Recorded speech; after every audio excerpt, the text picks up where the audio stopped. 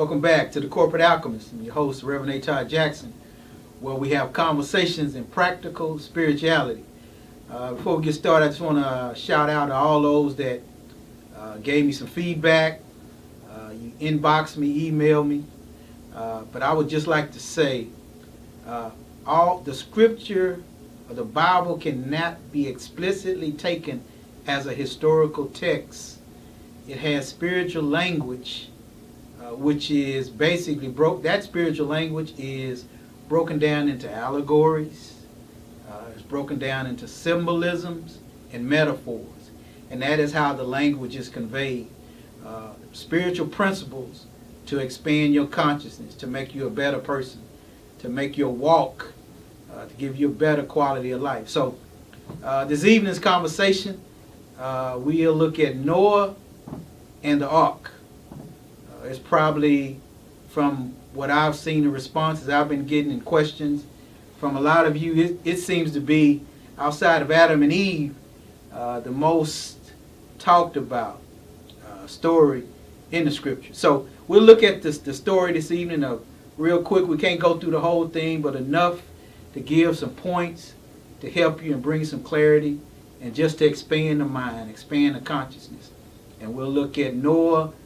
The main parts of this story is Noah himself, the ark, the water, the animals going into the boat, going in as two, and the amount of time that they spend in the ark. And what does it all mean?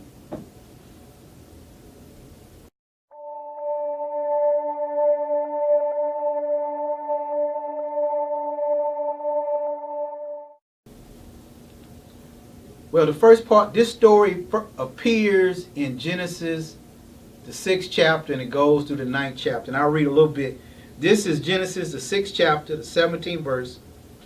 And it says, "And behold, even I do bring a flood of the waters upon the earth to destroy all flesh, wherein is the breath of life from under heaven, and everything that is in the earth shall die." This is talking about God using water to bring about a transformation, to bring about a cleansing, to bring about a purging. And it goes on into the 18th verse, and it says, "But with thee I will establish my covenant, and thou shalt come into the ark." So now we're talking about the ark. What is the ark? And we know the story. God said, hey, I'm going to destroy this earth because the people have been wicked, and I'm going to destroy it with water. And I need you to go out and build a boat. There's no reference to a boat. Go out and build a ship. No reference to a ship. Go out and build an ark. So what is the ark? What does the ark symbolize? The ark symbolizes a sacred place, a container that houses something sacred, something special. And that is your spirit. That is your soul. That's the essence of who you are. That's what the ark represents. So it says, go into the ark. The directive is for Noah to take his family, to take the animals, and go into the ark. And let's look at we'll go up to I'm going to read the 19th verse. So we got an idea what the ark is. It symbolizes a container, the sacred place. It's where your thoughts, your emotions are gathered. That's where they're stored. Because the soul and the mind all are basically one and the same. The heart and the mind are basically one and the same. So that's what we see the ark as. In 19th verse it says, "And of every living thing, all of the flesh, 2 of every sort shalt thou bring into the ark, and to keep them alive with thee, they shall be male and female." So the directive is for Noah to go into the ark. He builds the ark. He builds the container. He builds the sacred space, which is your soul, which is your spirit, the essence, your true essence. And he says, take all living animals and take them into the ark. Take them 2 by 2 now, male and female. So what does that say? That's the yin. The Chinese have the yin and the yang concept. It's a way that we can look at nature. There's a duality. There's a duality within your spirit. You have a male component, you have a female component in you. And we haven't been taught this. we haven't been taught that nature speaks to us. And everything in nature is dual. You know, you got light, you got dark, you got wet, you got dry. You know, you got soft, you got hard. So there's a duality. And that same duality is within your spirit, within your soul. So we had zebras going into the ark. We had tigers going into the ark. We had birds going into the ark. And if we look at each animal, it had its own personality. And we're not going to go into every animal, but if we look at how our ancestors describe nature, they put it in forms of animals, the weather, to describe the energy that you possess also. So you possess the characteristics of these animals: the male side, the female, the yin and the yang, the female side, the emotional, the male side, the intellect, the logic, the female side, the spiritual, the intuitive, the male side, the physical, the mundane. So you have all of those traits within you. You become unbalanced when you go too far to one side. When you become too emotional, you're unbalanced. When you become too intellectual, too logical, you're unbalanced. But when the two come together and your emotion and your intelligence are balanced, then you're in harmony. You're in a proper frequency, a proper rotation. And that goes the same thing for dark side and light side. And we're talking about energy. We're talking about spirit. That is what is in the ark. That is what is in the container. It's the spirit, is your essence of who you are. You know, if we look at also our ancestors and how they describe things in nature, you know, the Egyptians said the netters. You know, the Yoruba people who were in western Nigeria, they described the Orishas. You know, Haiti, Voodoo, Dahomey, the Loa. So all of these characteristics, they took a picture of nature to describe who you were and the things that made you strong, your strengths, your weaknesses, the things that you needed to do in order to live your purpose, to live the life which you were sent here to live, your assignment, your contract.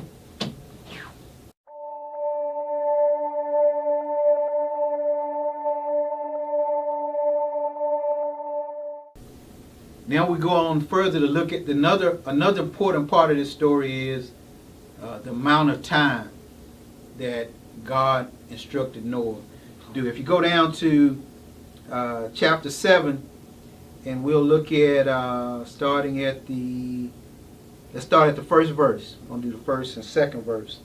And it says, "And the Lord said unto Noah, Come thou and all thy house into the ark," into the container. All the things of nature are coming into the container, your spirit. "For thee have I seen righteousness before thee in this generation." And on to the second verse. "And of every clean beast thou shalt take thee by sevens, the male and his female. And of the beasts that are not clean by two, the male and his female. Of fowls of the air by sevens, the male and the female." Okay, it's repeating. Let me go down to the fourth verse. This is 7 chapter 4th verse. "For yet 7 days, and I will cause it to rain upon the earth 40 days and 40 nights. And every living substance that I have made will I destroy from all the face of the earth." So we're looking at two numbers in this particular story. We're looking at the number 7, and we're looking at the number 40. For 7 days, he was to prepare and get everything to be brought into the ark. All the animals he needed to bring in. And once that was complete, it rained 40 days and 40 nights. What do these numbers symbolize? Basically, when we look at the numbers 3, 7, 21, 40, they are about a purification, a period of transforming, of initiating, to change the way something is.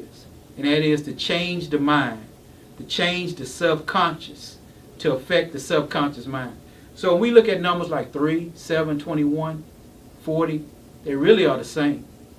You know, they may be spread out because you have a lot of people that'll send you on. They got a 3-day program. They got a 7-day program.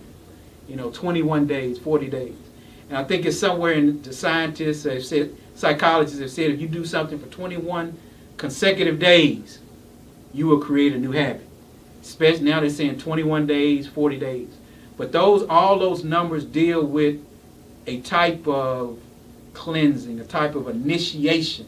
And when you initiate something, you're bringing in something to the container to transform or change the mind. And what we're talking about here is the spirit, the essence, the ark. So what they did is, and we'll talk a little bit further about what you can do, is for 40 days and 40 nights, he had to go inside of himself. He had to go inside of the ark, the container, the spirit, the mind, the subconscious mind, and he had to go in there and meditate. That's where that word comes in again. Meditation is basically getting to a place of being still so that you can hear the voice of God, so that you can hear instruction, so that you can hear new things, to transform and change the subconscious mind. So we're looking at, when you see those numbers, 3, 7, 40, we're basically talking about the same thing. It's a place and it's also a time. Remember, it's a place and it's also a time. So those are the numbers.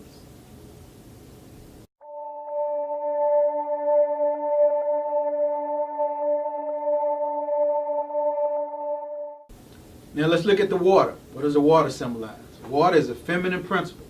So let's go to the chapter, Genesis chapter 7, and let's go around about the 11th verse. And it says, in the 600th year of Noah's life, it's saying Noah was 600 years, in the 2nd month, the 17th day of the month, the same day were all the fountains of the great deep broken up, and the windows of heaven were open. We're talking about the oceans. Everything was overflowed. In the 12th verse it says, and the rain was upon the earth 40 days and 40 nights. What does water symbolize? What does water mean to you? We think about water, we think about a purging, something that helps cleanse, clean, transformation. We think about baptism, which is basically a form of regeneration. It's a form of announcing or declaring something new. So that's what water is, a symbolize. When a baby is born, that's the first baptism right there, y'all. When the mother's water breaks, that's the baptism of the child that comes from the womb. So water is in every aspect, the beginning of creating something new, water is there. And this entire flood story is not new. This story is older than the Bible. It's in the Sumerian text. Egyptians got a water. Everybody has, different ancient African people got their own water story. The Dogon got their water story. Everybody has a water or flood story. So water, basically, when they announce the beginning of life, water is always present, which lets you know that that's a feminine principle. Because who gives birth? Who brings life? It's the woman. It's the female. And so that's where we look with water. In this instance, it's not a bad thing.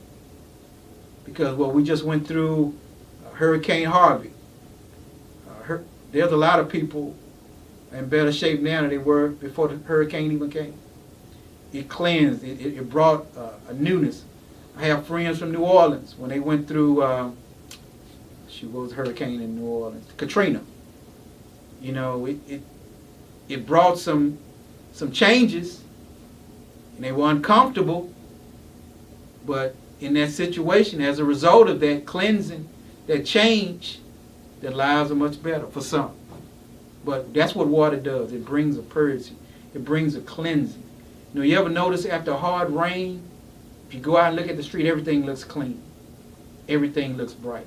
So that's what water is. It's a feminine principle, and it is part of the whole rite of cleansing and making you better. It's the baptism once you come out of the ark, once you come out of the meditation, once you come out of the visualization, the water is there to purge you and clean you.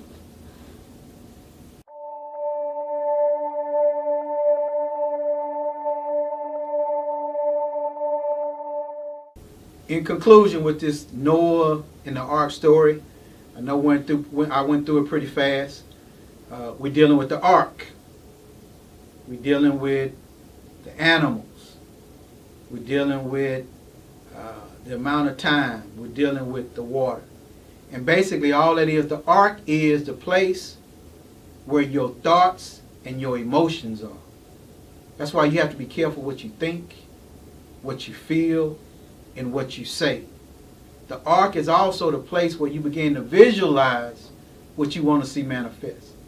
That is your secret closet, your place of meditation, at your altar, wherever it is. That's the same symbology of the ark for you. If it's your closet, your prayer closet, whatever it is, go to your ark and meditate.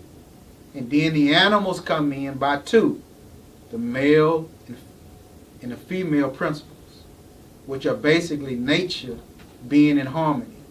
You create harmony once you're in your ark with your thoughts, your emotion, and your visualization. So there's no way we can get around you being somewhere by yourself to create what you want to see in your life. You create either the things you want or the things you don't want by your words, your thoughts, your emotions. So be mindful to watch what you say, watch what you think, watch what you feel. Because whatever you do, think, say, and feel, it's going to come to being. So I appreciate everybody for being with me again.